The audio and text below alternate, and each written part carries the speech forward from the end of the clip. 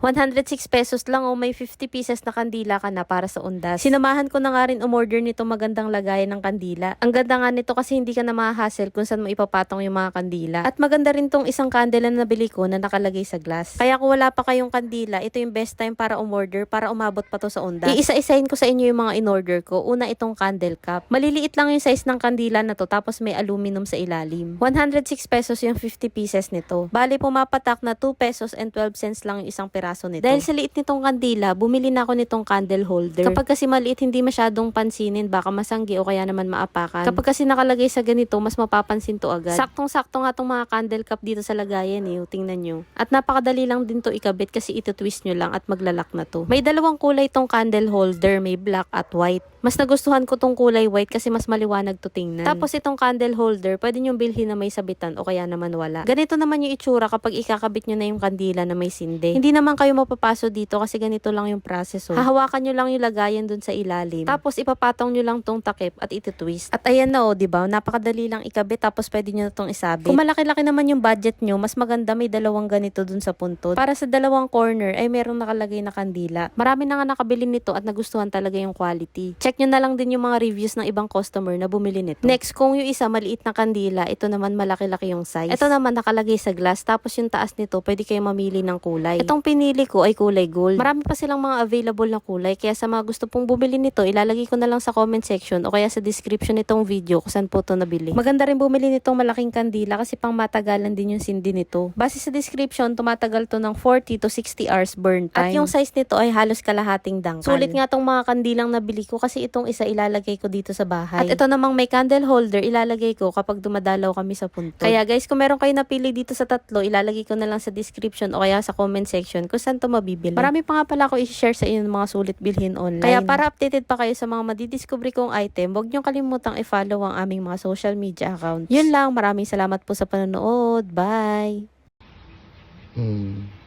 Tapos, pag tinanggal mo, ganito mo yung lalagyan ng kandila, meron sa ilalim.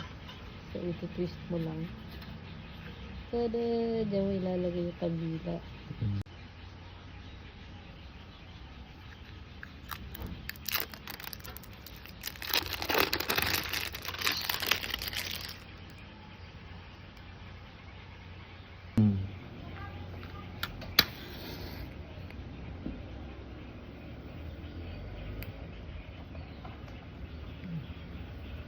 Ayan na.